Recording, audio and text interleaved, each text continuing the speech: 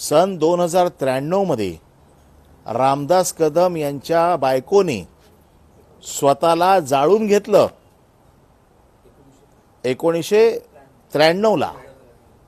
1993ला रामदास कदम यांच्या बायकोने स्वतःला जाळून घेतलं.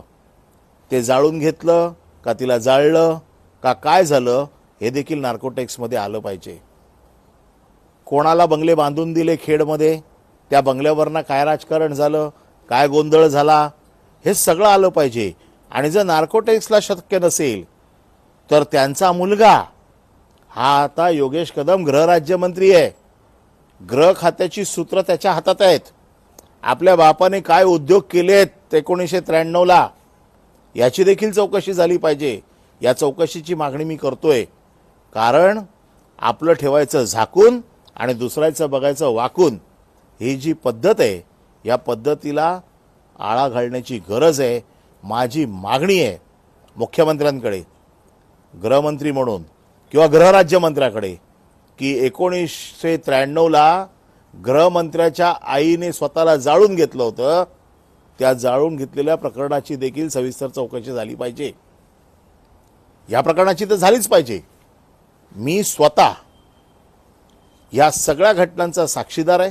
काल त्यांनी जे आरोप केलेले आहेत, म्हणजे आमच्या कुटुंबावरच म्हणेल मी, साहेबांवर जे केलेले आहे ते फार चुकीचे आरोप आहेत.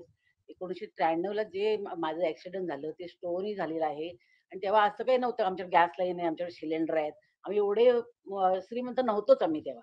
आम्ही करवंट्या जाळून पण आम्ही जेवण केलंय. असं नाही तर एवढ्या मीडियामध्ये येते की स्टोव्ह नाही कसा, आमदाराच्या घरी स्टोव्ह कसा असू शकतो. ते स्टोव्ह होते आणि गॅस पण होता. स्टोअर पण करत होत्या बायका त्यावेळेला आणि ते मी करत होते आणि मी उभे असताना माझा पदर त्या स्टोव्हवरती पडला आणि त्यामुळे तो मी असं हे करताना स्टोव्ह उडाल्यानंतर तो स्फोट झाला आणि त्याच्यातही मी भाजले आणि मग तशीच गाडी करून आम्ही खेडून जसलोकला आलो. आधी आम्ही ते पण आलो, कांदिवलीच्या हॉस्पिटलमध्ये आलो.